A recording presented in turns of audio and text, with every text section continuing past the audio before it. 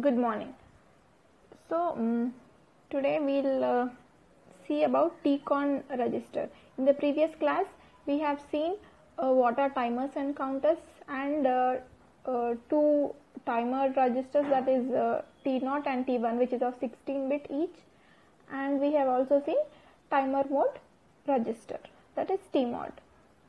So in this we have seen we have timers which can be written in 8-bit, that is TL0 and TH0, or TL1 and TH1, and these are two timers in TMOD register.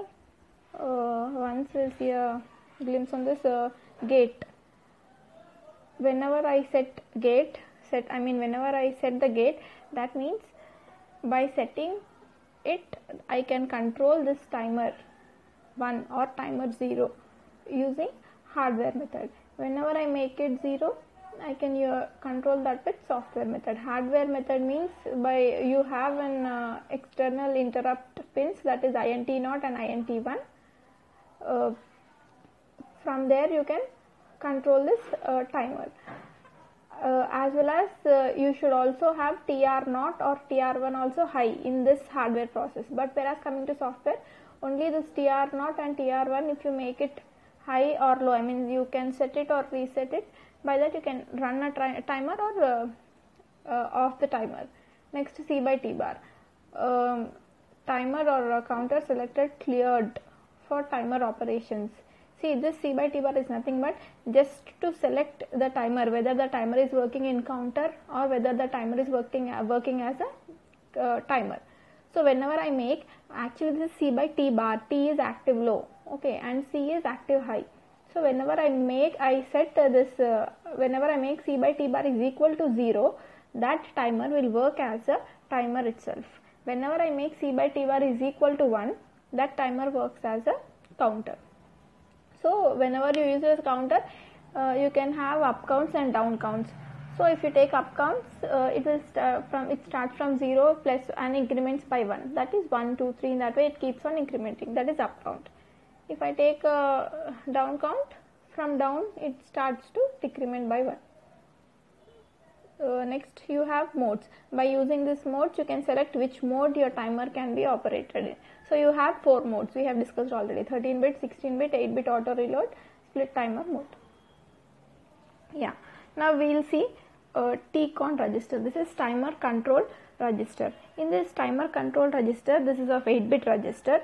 Here we have 4 bits for controlling the timer and 4 bits for controlling the interrupts. That is this higher nibble, wherever you have this higher nibble, that is used to control the timer, to on or off the specific timer, and you have a lower nibble, that is IT0, IE0, IT1, IE1, that is used for controlling the interrupts. So here whenever I say I have here TR0 and TF0, this both bits are responsible for timer 0, whereas TR1 and TF1 are for timer 1. What does they do? First, TF1, we'll see about TF0 and TF1. So TF0, this is nothing but TF0 is timer 0 overflow flag, whereas TF1 is timer 1 overflow flag. So this is nothing but it is a overflow flag. Overflow flag means whenever I start my timer, it starts to count from 0 to so and so value. When you have 10 values, it starts to whenever it starts to count from 0, 1, 2, 3, and it reaches the 10th value, then after that it again comes back to 0, because I set it for 10 itself.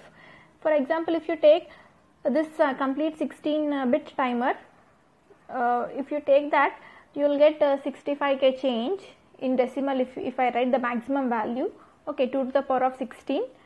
So it can, the minimum value from where it can start the count is 0, okay, and the maximum value where it can stop the count, is 2 power 16, okay, that is 65k. So that means it can count till there. After reaching that value, the maximum value, it again comes back to 0, because whenever I start to count, it can't cross that 65, because the maximum length, the maximum size of that timer is the 65, around 65k itself. So after that, whenever it comes back to 0 again, that is called overflow or rollover condition. So whenever that rollover condition is happening in my timer, then this TF1 will be set.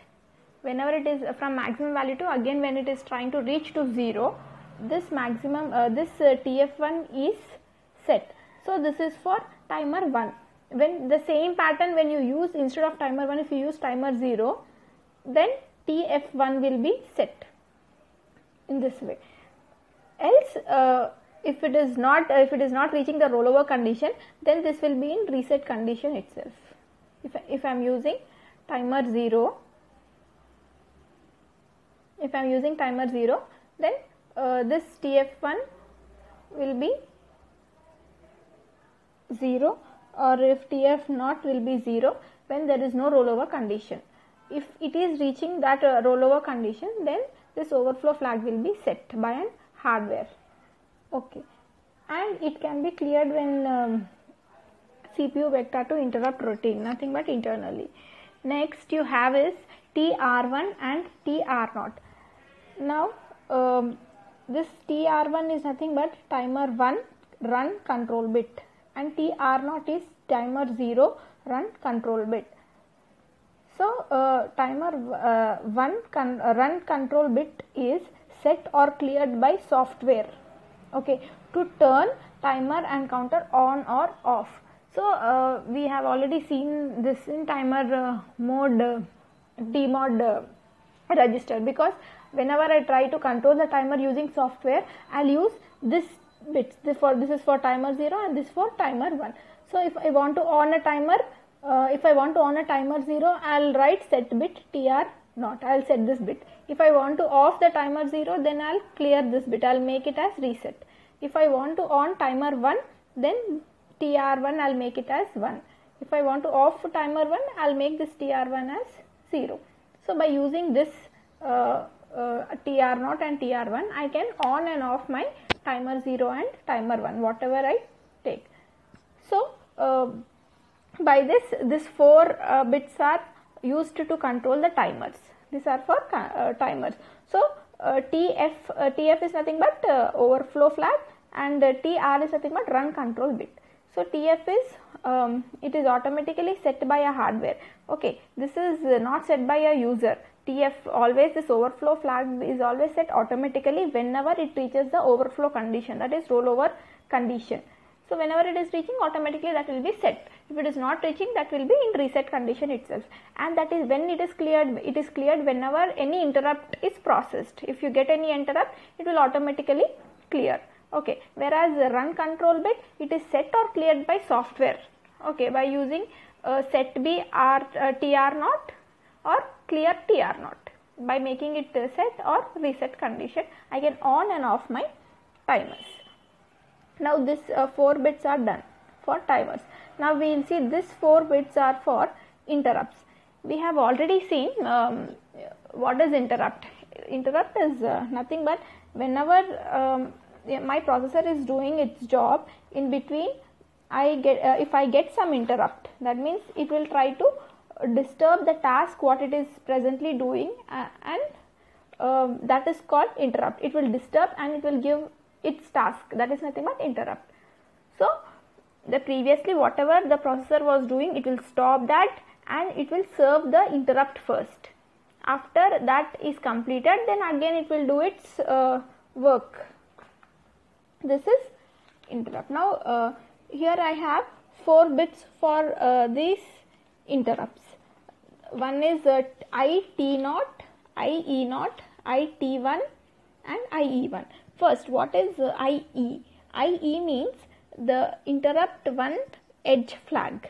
Okay, external interrupts. You have external interrupts, right? IT0 and IT1. So in pin diagram, at the pin diagram you have INT0 and INT1 external interrupts. So those interrupts will be used. It is nothing but whenever IE not. See, what happens here is, whenever you are using this bit, see, this is set by hardware when INT not bar, that is external interrupt 0 pin, detects high to low transition, and it will be cleared when interrupt is processed. So this will set to 1 when you have some high to low transition.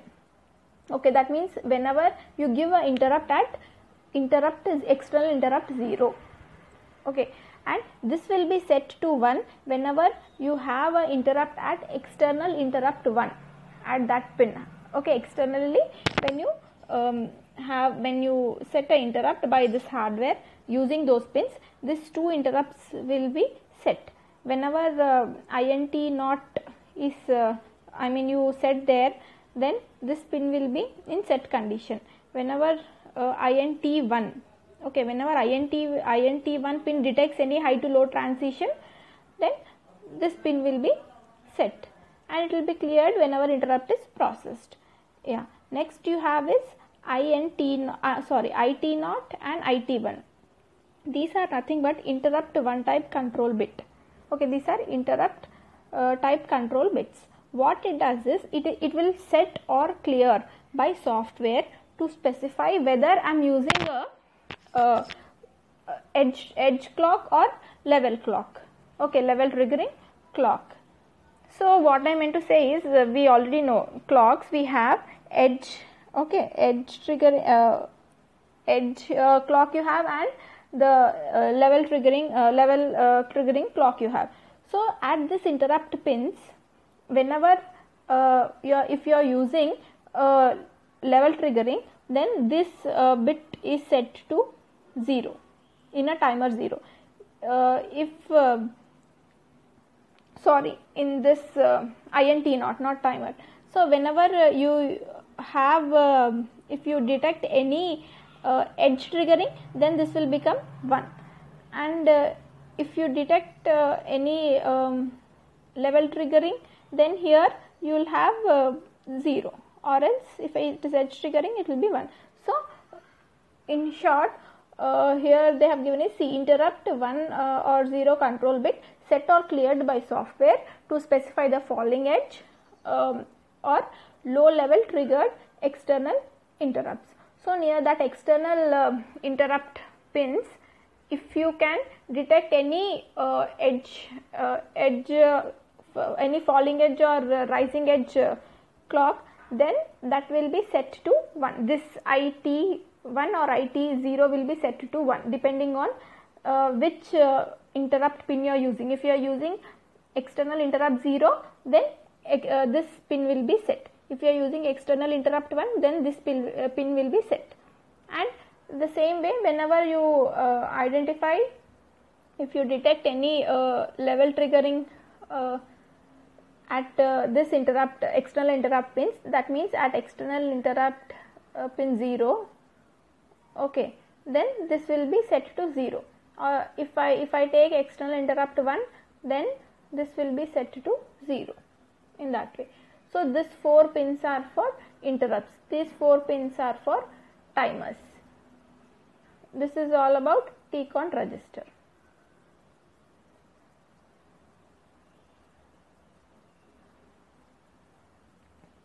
See, here he has mentioned clearly each pin.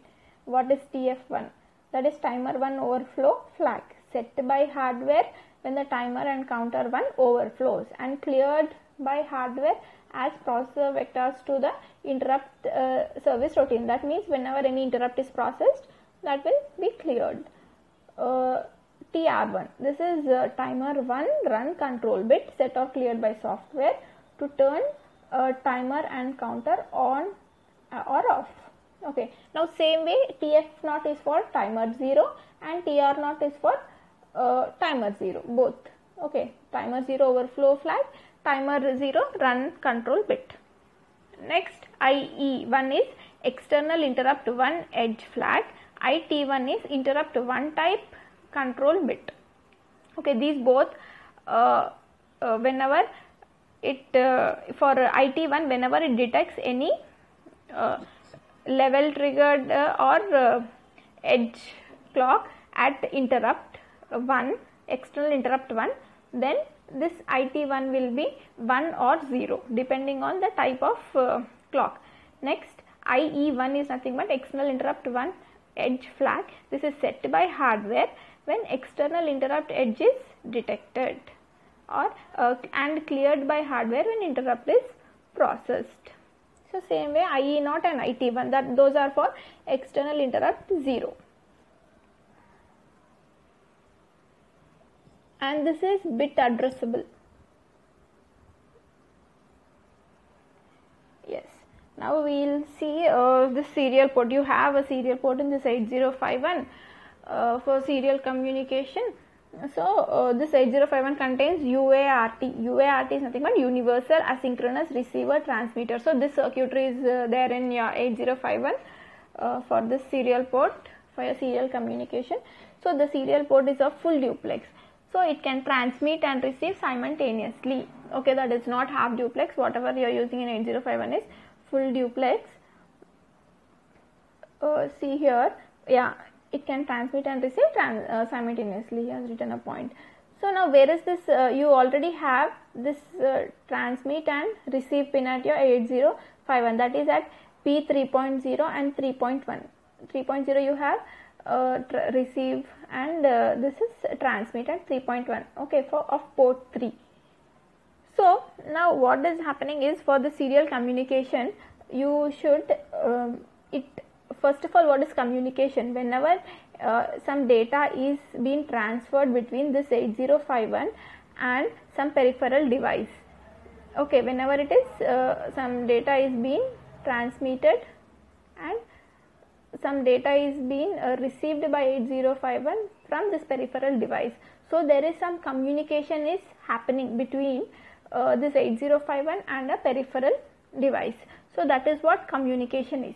And now we will see what is serial in this serial communication. So so this in serial communication you have in communication of this 8051 you have two types. One is serial and parallel communication. So when you come to parallel communication, this port 0, port 1, port 2, port 3, using this input output pins, you can have a parallel communication. Okay, for serial communication you will use a serial port for receiving and transmitting only one line. So what is the difference actually here is, all 8 bits are transferred, are communicated at a time. Okay, this 8051, see, when you come to parallel first, this if consider this to be 8051, okay, and this is some peripheral device. Now when I am trying to send some information from some data from 8051 to peripheral device, so what I am doing is I am transmitting. Okay, and when I am trying to receive, then I will receive information from peripheral device to 8051. So whatever it is, I can receive or transmit all 8 bits at a time in 8051. Okay, that is nothing but your parallel communication. So in parallel communication you have total 8 buses, 8 data buses. So we have already seen you have data bus and address bus in this parallel for in 8051. So using those buses you can transmit and receive.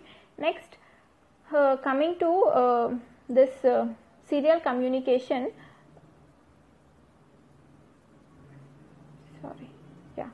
Serial communication. Here, instead of having 8 buses, you will have only one single wire, where each bit by bit, if you have 8 bits here, okay, 8 bits can't be transmitted at a time. Bit by bit is being transmitted in the serial communication. Similarly, if you want to receive from peripheral device to 8051, then you can receive in this way bit by bit. 8 bits will be received bit by bit. So that is serial communication. So you have this 2 types of communication. So generally we prefer parallel communication for short distance.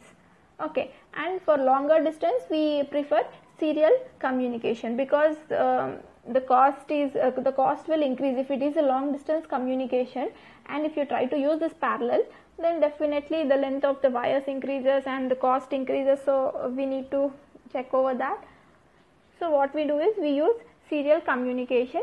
For that it has only a single wire where each one bit by other bit it transmits, but it consumes more time compared to parallel. So parallel communication is faster than serial communication, but either even though it is taking a longer time, we still prefer serial communication for longer distance.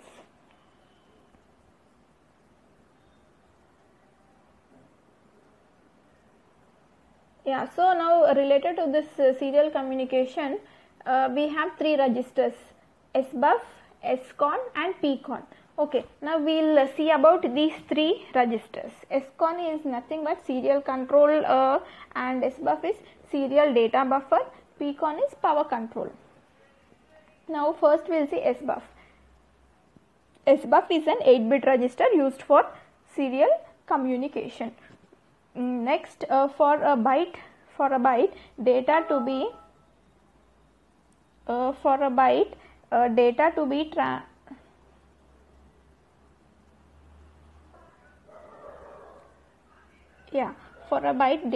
transferred via the transmitter line, or if it is transmitting, then you take this TXD. Okay, when you take when you are receiving, you will have RXD line, you will consider that line. So in actual, what I am trying to say is, see here, see whenever you are trying to this picture is clear, serial communication means we will consider this. See, whenever you are trying this, this is 8051, this is peripheral device. What you are trying to do is, from here you are trying to send the data from 8051 to peripheral device. So what you are doing, you are transmitting. So whenever you are transmitting, before transmitting you have a SBUF register, okay, serial buffer register. The data is stored in that SBUF register, then it is transmitted to a peripheral device. Okay, time of receiving, what it does is, from here this peripheral device, it will try to receive this 8051. So it will send the data, it will receive, and it will move on to SBUF register. Then from there this 8051 takes. So that SBUF register, it has the data in it, before transmitting and after receiving. That is what he has given here. See, the moment a byte is written into SBUF, it is framed with the start and stop bit and transferred serially via this transmitter line.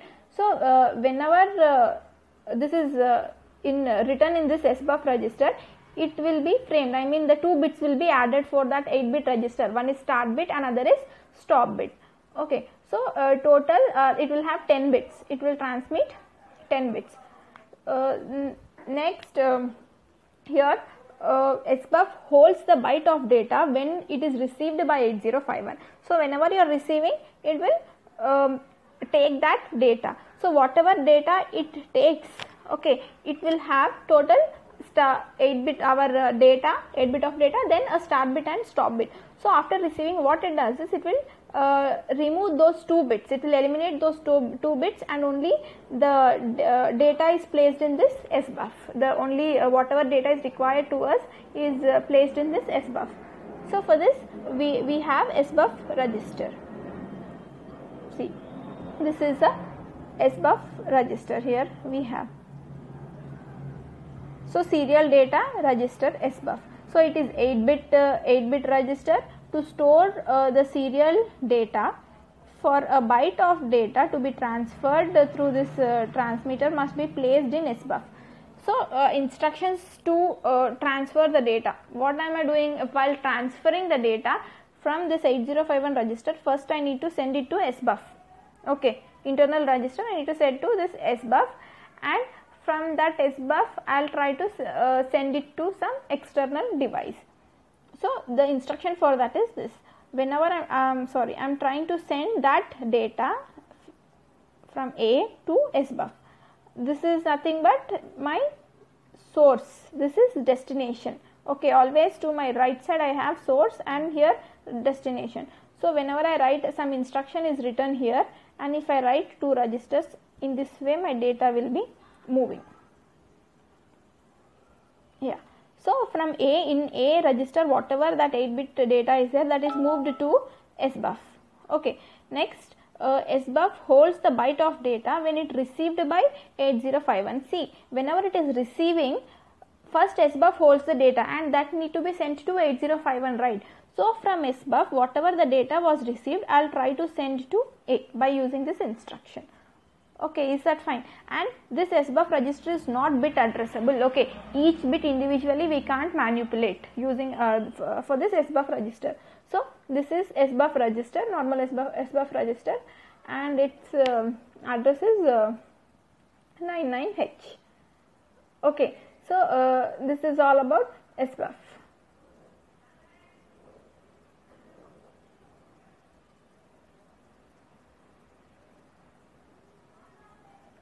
Yes, now we will see SCON register. Serial, this is serial control register. So this is 8-bit register used to program the start bit, stop bit and data bits of a data framing, among other things. It is generally used to control this serial port. In this you have 8 bits. See, this is, you have 8. Yes, here you have 8-bit SCON register. This is RI, TI. RI is receive interrupt flag, TI is transmit interrupt flag, and this you also have here REN. Okay, this REN is nothing but receive enable, receiver enable. Next, what we use in this is this 2 modes, serial mode, serial port modes. Okay, so this port. So generally for this 8051 we use these bits, whereas so remaining you have the SM2, TB8 and RB8. This 3 bits we won't use for this 8051.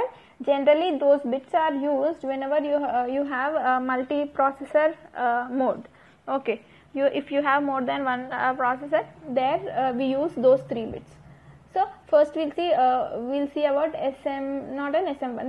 This SM0 and SM1 is used to select the mode, which mode this SCON is using. Okay, we'll see for example modes. See, these are the modes. Here you have modes. Whenever I make 0 and 0, SM0 0, SM1 0, then mode 0 is selected.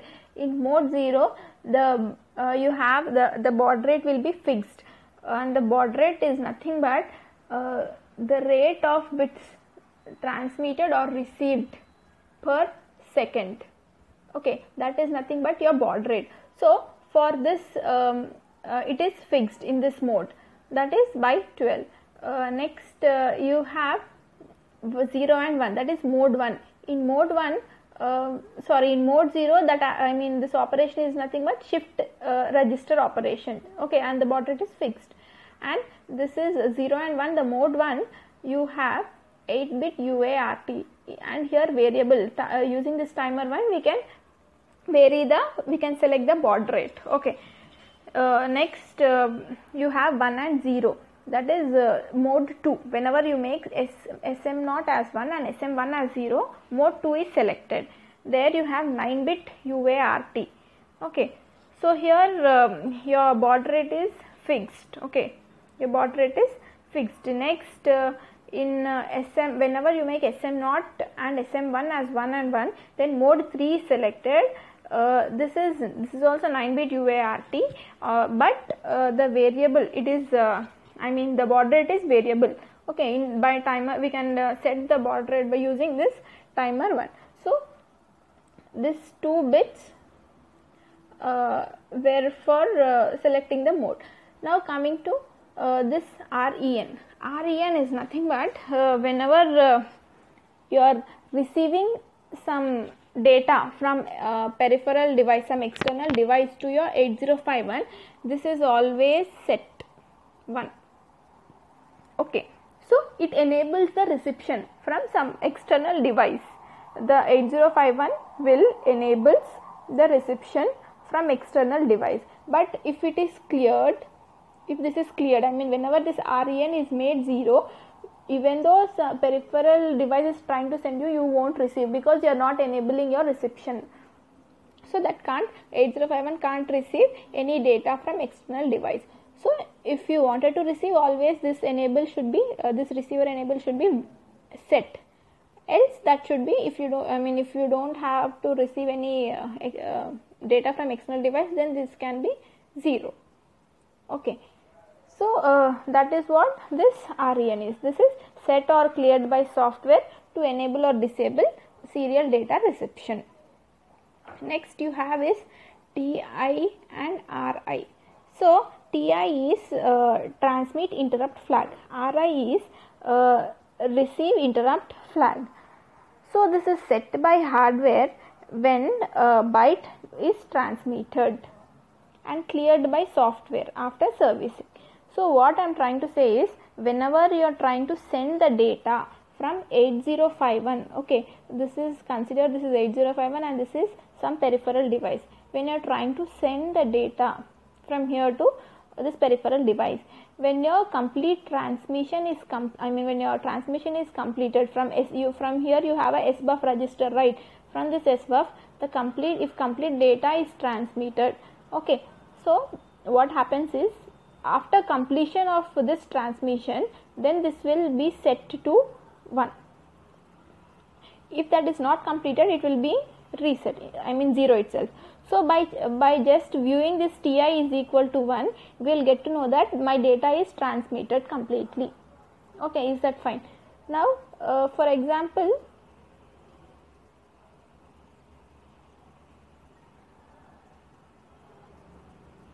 yeah, for example, if I try to instead of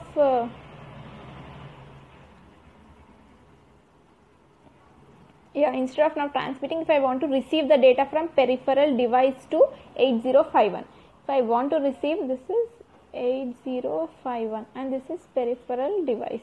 Yeah, when I want to receive the data from peripheral device to 8051, what happens is, the data will be received into this SBUF. Whenever this SBUF is completely filled with the received data, then this RI will be set, or else this will be 0.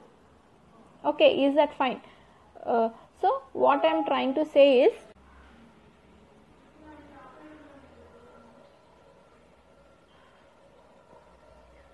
yes, so by this we can say that TI and RI both are used to, I mean indicators like whether the data is received or whether the data is transmitted. Okay, now SM0 and SM1 are the mode specifiers. We can select the different modes. Next, REN is to enable the reception. Now remaining are SM2, TB8 and RB8. See, this TB8 and RB8, generally these are used for this multiprocessor mode. For that we take this mode 2. Generally we take this mode 2. Mode 2 and 3 are of multiprocessor mode, and whereas mode 1 and 0 and 1 we use it for uniprocessor. So apart from 8051, some other microcontroller, for other microcontroller we can use the other bits, but in 8051 always we make sure that M2, RP8, TB8 are equal, I mean we'll reset them always, we will make that equal to 0. So see here, TB8 and RB8 are not widely used, and here SM2 used for multiprocessor communication, so we'll make it 0. So generally what happens is, this RB8 and TB8, the 9th bit, okay, while sending the data you have the stop bit. So that stop bit is being sent here, that exactly whatever the stop bit is there, either it is 0 or 1, that bit is, if I take time of reception, if I am trying to send some data from 8051 to some peripheral device, so I am transmitting the data, so it has data as well as start bit and stop bit. So in that stop bit, generally that stop bit is divided of two types, okay, 0 and 1. So whatever that stop bit is, that will be shown here, okay, either it is 0 or 1, it will be shown on this TB8 while transmitting. So just by seeing those bits, we can say whether whatever the information we are transferring, either that is data or the address. By just viewing this 0 and 1, I can say I'm sending the data or address. Same way, time of receiving also, that stop bit, whatever the stop bit is there, that is being on this RB8 bit, okay, whatever bit is there, that will be seen here. So even by seeing whatever the set or reset condition on this RB8, we can say whatever data we have received, either that is address or data, okay. So generally in mode 0, RB8 will not use it, okay, and it is set or cleared by software, and we use them mainly in mode 2 and mode 3. So this is all about serial control register.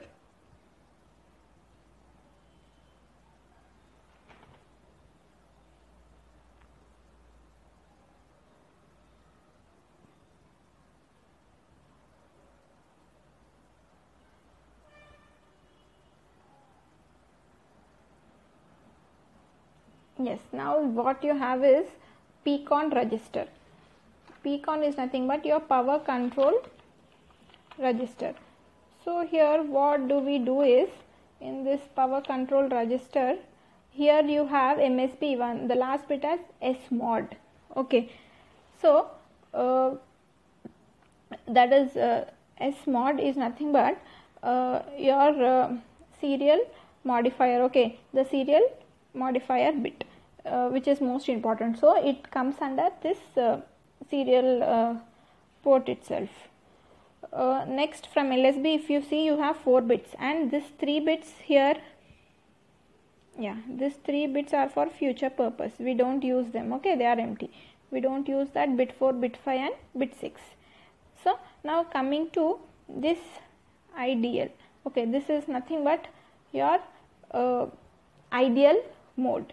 Then PD is nothing but your power down bit, okay. Next you have GF2 and GF1. GF is nothing but general purpose user flag. So general purpose user flag 0 and general purpose user flag 1. You have these both. It can be set or cleared. So now these 3 bits are not used. Next, this is SMOD. So what does it do is, here we need to see this SMOD, which is important, and yeah, these are general purpose flags, user defined flags. Next, this is an ideal mode. Your 8051 to be in ideal mode, we generally have this. Then PD is nothing but power down mode. Generally in power down mode, what happens is it is used for power saving, okay. So power saving is nothing but while doing any operation, if you make this as 1, what is going to happen is, the clocks which are given to the CPU and all timers, the clock will be received by timer and all, but the CPU won't receive any clock, okay. By that it will reduce the power. If I make this as 0, even CPU receives the clocks, and where your power won't be decreased. So that is nothing but your power down mode. So power down bit, setting this bit activates power down operation, okay. And ideal mode bit, setting this bit activates ideal mode operation. Next, general purpose flag bits, those both. Yeah, and SMOD. See this double baud rate. If timer 1 is used to generate baud and SMOD 1 is equal to 1, the baud rate is doubled. The serial port is used in modes 1, 2 and 3. Generally what we do is, remember one thing in short, whenever you make this SMOD is equal to 0 or 1. Okay, whenever you make this SMOD is equal to 0, it has a normal baud rate whatever we have set. But if we give it as 1, the baud rate will be doubled. Okay, is that fine? Whenever I'll just show in the next slide. Yeah, see here the general process how this baud rate is calculated is, see, you have your crystal frequency. Generally they'll give you 12 megahertz, but the round figure what they give is 12 megahertz. If they don't mention 12 megahertz, it is actually 11.0592 megahertz. Okay, this is the clock frequency of this your crystal oscillator. So what we do is we divide this by, we divide this with 12. Okay, so you get 921.6 kilohertz.